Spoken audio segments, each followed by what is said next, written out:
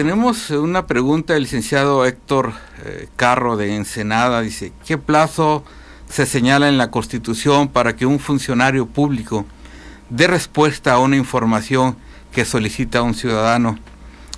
Yo le puedo abonar, señor licenciado Barragán, que el artículo 8 de nuestra Constitución Federal establece el derecho de petición y que son las normas ya generales o especiales los que establecen los plazos. Hay normas fiscales, ¿verdad? Hay normas procesales civiles, por ejemplo, si uno presenta una demanda, el juez tiene que acordarla en tanto día.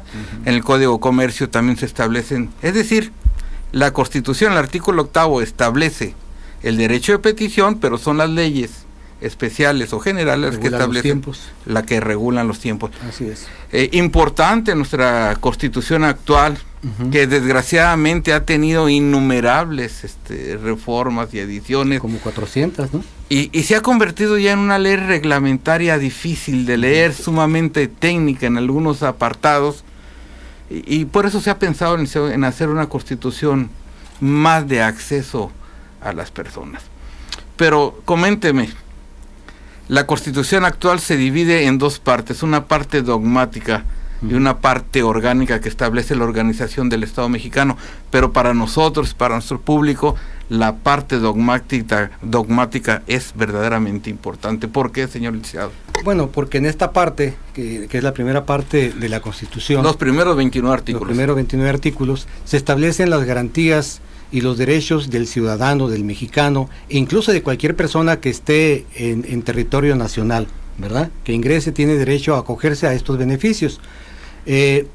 Pienso que estos derechos, pues, no son más que una declaración de derechos naturales, no son más que un reconocimiento de lo que el hombre, del ciudadano, tiene por nacimiento. No son derechos creados por la Constitución, incluso por ninguna Constitución. Por eso aquella declaración de los franceses, aquel documento de 1789, se llamó Declaración de los Derechos del Hombre y del Ciudadano, porque la Constitución no constituye derechos ni garantías, únicamente las declara o las reconoce. Mencióname de las que usted recuerda, sé que las recuerda a todos, pero las más importantes.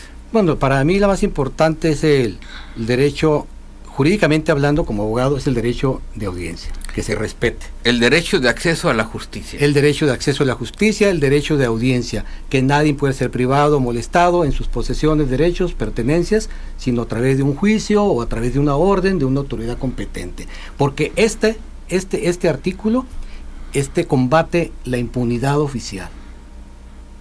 O sea, la autoridad no puede hacer nada, o no puede privarme de mis derechos si no hay un mandamiento o un juicio. La garantía de legalidad prevista en el artículo 16, que vale para toda autoridad, de que no pueden hacer otra cosa sino aquello que la ley les permite, y sus resoluciones deben estar debidamente motivadas, razonadas. La autoridad no puede hacer lo que se dé la gana. Para eso tenemos una Constitución. Claro, y por exclusión o residualmente, el ciudadano puede hacer todo aquello que no le esté prohibido.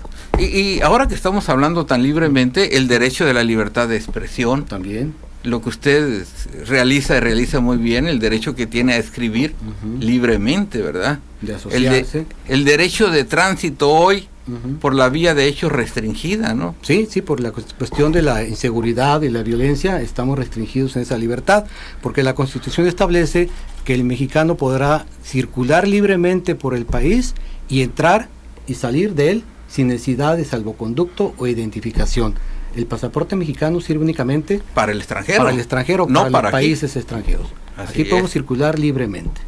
Pero ¿cómo se ha venido, cómo se ha maltratado estas situaciones? Licenciado, yo quiero hacerle una pregunta con relación a la conmemoración del inicio de los 200 años de nuestra guerra de independencia. Se pregunta, ¿hay motivos para celebrar?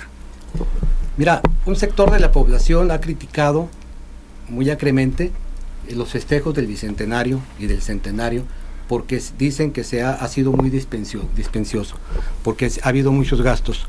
Yo creo que tienen razón, pero por otro lado también debemos de recordar que le debemos un reconocimiento a aquellos personajes de la historia, de la independencia y de la revolución, que permitieron un México libre, un México democrático y que estemos ahorita sentados tú y yo hablando de estos temas con toda libertad. Yo creo que en aras de esas personas sí debemos de celebrarlo, aunque ojalá hubiera sido con un poquito más de medida en cuanto a los gastos, pero definitivamente sí tenemos que celebrar. Y que no estuvieran las condiciones que actualmente estamos viviendo de inseguridad, sí, y de, podríamos decirlo, de recesión económica. Creo que el semblante de la gente no es de felicidad.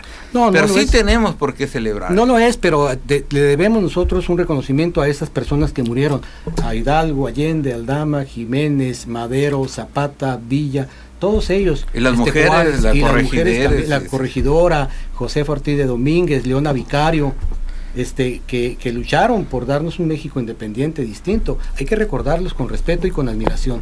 Y nos corresponde a nosotros como ciudadanos mexicanos y a las autoridades también. Hacer honor a este tipo de personas, pues que entregaron lo máximo que tenían que dar, que es su vida, para que nosotros la desperdiciemos o hagamos mal uso de los beneficios que las guerras de independencia, que la guerra de revolución y sobre todo también el movimiento de reforma en nuestro país, muy importante, donde se establecen pues las bases de una sociedad de avanzada. Sí, liberal, totalmente, un federalismo, una división de poderes que no hemos podido todavía quitarnos, ¿verdad? Sí, la preeminencia del poder ejecutivo. Claro.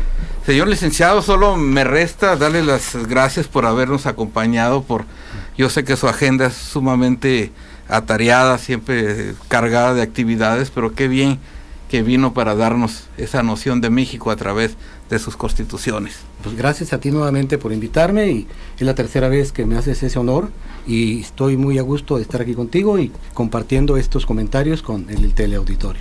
Muy amable, agradecemos al señor ingeniero Jaime Boldía Valdés, al canal 27 de Cable Más, la oportunidad que nos da la revista El Foro de Baja California de tratar temas jurídicos de interés general. No pudimos agotar todas las llamadas que nos hicieron nuestro público porque el tema era sumamente extenso. Tengo una serie de preguntas del señor Mario Rubanova Zárate muy interesantes, que nos habla cómo contempla nuestra Constitución y la legislación local y federal el delito de traición a la patria. No quisimos entrarle al tema porque realmente necesitamos estudiarlo y verlo con detenimiento, porque no queremos darle a nuestro público alguna contestación que pudiéramos hacerlo incurrir en el error. Y dado que nuestro tema era precisamente México a través de sus constituciones, pues decidimos dejarlo esto, a ver si el próximo programa lo analizamos. Pues bien, nos despedimos, los invitamos para que la próxima semana nos acompañe. Tendremos otro programa de interés general desde el punto de vista de un análisis jurídico legal. Hasta entonces, buenas tardes.